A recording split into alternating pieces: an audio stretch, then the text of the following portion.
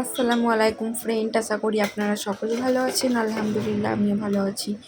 তো সকাল সকাল ব্রেকফাস্ট রেডি করার জন্য চলে এসেছি কিচেনে। ওদিকে মাম্মামের খাবার হচ্ছে, আর এদিকে হাজব্যান্ডের জন্য দুটো ডিম সিদ্ধ করতে বসিয়ে দিয়েছি।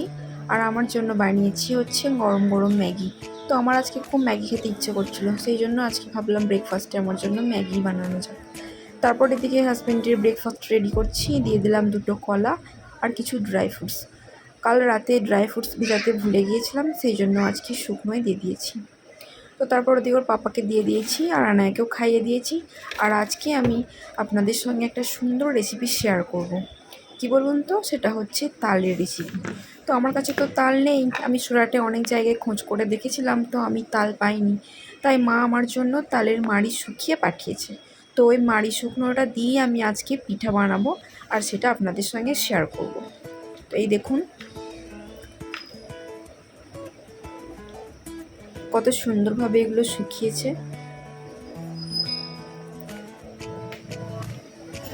তো এইগুলোকে না আমি ভালো করে ধুয়ে নেব। তারপর কি করব জানেন, গরম পানি করে তার মধ্যে ভিজিয়ে রাখবো। তাহলে কি হবে না, এটা একদম মাড়ির মতো হয়ে যাবে। তো একটা জায়গার মধ্যে আমি হাফ নিয়ে নিয়েছি আর একটু রেখে দিয়েছি। এর মধ্যে অল্প পরিমাণের জল দিয়ে দিলাম, তারপর এটাকে গরম করতে বসিয়ে দিয়েছি। তো দেখুন গরম হয়ে গেছে, আমার আধ ঘন্টা মতো ভেজানো ছিল। মাশাআল্লাহ খুব সুন্দরভাবে এগুলো ফুলে ফেঁপে উঠেছে। এটাকে এবার সুন্দরভাবে মিহি করে নিতে হবে। তাই শেষমেশ আমি হাত দিয়ে মাখিয়ে ভালো করে মিহি করে মিশিয়ে নিয়েছিলাম, যাতে এটা পুরো মাড়ির মতো হয়ে যায়। তো ছাঁকার ভিডিওটা আর করা হয়নি। তো ফাইনালি ফ্রেন্ড দেখুন কত সুন্দর মাড়িটা হয়ে গেছে। তো এবার আমি বানাবো হচ্ছে তালের ফুলুরি বা বড়া। সেই জন্য আমি এর মধ্যে দিয়ে দিলাম পরিমাণ মতো চিনি আর সামান্য পরিমাণে লবণ, আর দিয়ে দিচ্ছি চালের আটা আর ময়দা।